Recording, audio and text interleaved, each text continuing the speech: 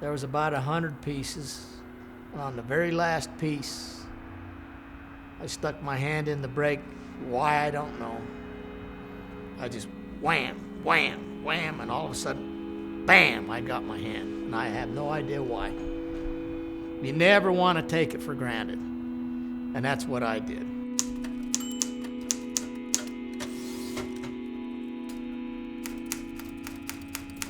For me to take over the shop, it was just how it ended up.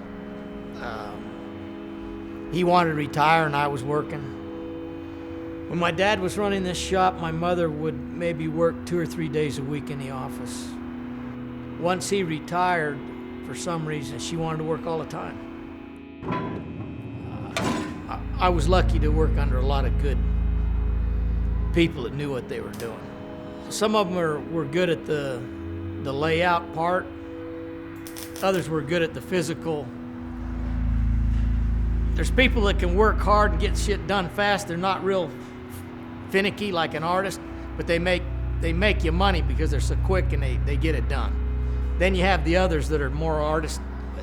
I was lucky to work under all those. But I'm still learning. And I always will be. That's just how it is. That's what makes you good at what you do. You want to learn more. How to be better at it or quicker. When you don't learn, you got a problem. That's when you're through.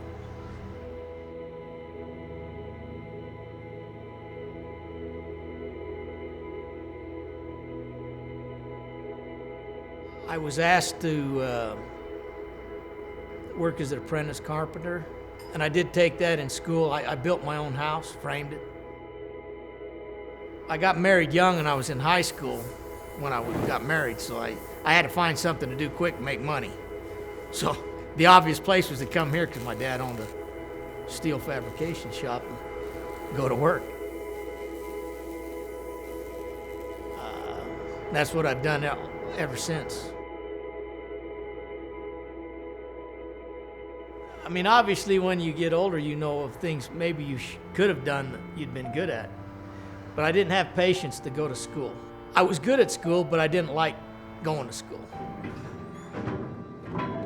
But I would have been a good engineer. I know that. I don't do just one thing. Sometimes I do have to do one thing for a long period of time, maybe a day or 2 days, but that's usually the extreme. After a couple hours, I'm usually doing something different every day, multiple times a day, which makes it so it doesn't get monotonous. In the metal business, here where we can build things, we can weld things, we can thread things, you can make just about anything. If you need to make a part and you can't buy it, then you make it. When you build something, it's like an artist, and it's hard to do. You know it's hard to do, and when you get done, you see it, and you say, I built that, and you take pictures of it, and it gives you a personal satisfaction to know that there's not very many people that could build that. But I also have to say it's because I've done it for a long time, I've been through a lot of that, and I don't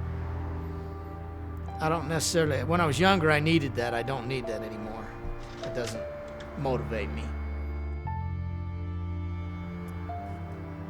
Probably the biggest changes I've seen is the same in all businesses as the computer. They have lasers and water jets and stuff that cut intricate patterns in metal that all that used to have to be stamped or machined. Now they can cut thousands of parts, fast, and it does it good without hardly leaving a burr, and less costly.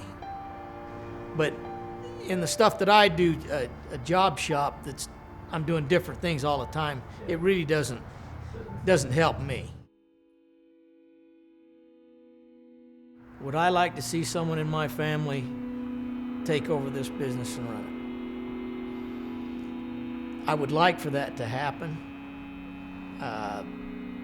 not because I want to make money off of him, because I would just like to see him take it over and carry it through, and plus I would like to pass on my knowledge, which if I don't, it just will die with me.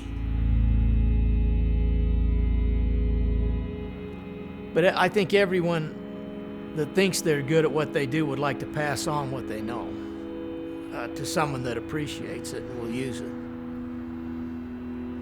So I don't even tell them what my plans are for my grandkids to take over this place, because they'll shoot it right down. I know that. They'll push away from it, so I just take it one day at a time and hope that they will want to, and I'll be able to teach them. And I hope that they don't work the hours I do, have more of a family life. I mean, most kids don't want to get dirty now. Someone's got to do the dirty stuff. And in what I do, it's a dying art anyway. There's always plenty of work if I want to do it. It's there. It never ends. Even in the slow times, it's there. You still have to be married to it more than just if you work for someone. You have to do things that other people don't, or you're not going to make it. It's that simple. I don't think I really have any regrets. Obviously, you make mistakes in whatever you're doing, and you regret them, but in retrospect, mistakes are what teach you. That's your education. So you learn from your mistakes. At least that's my experience.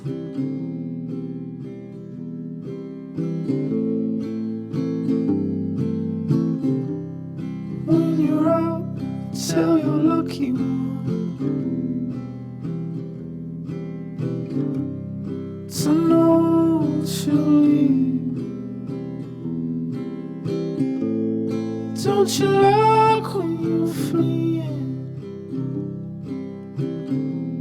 I like not to hear keys.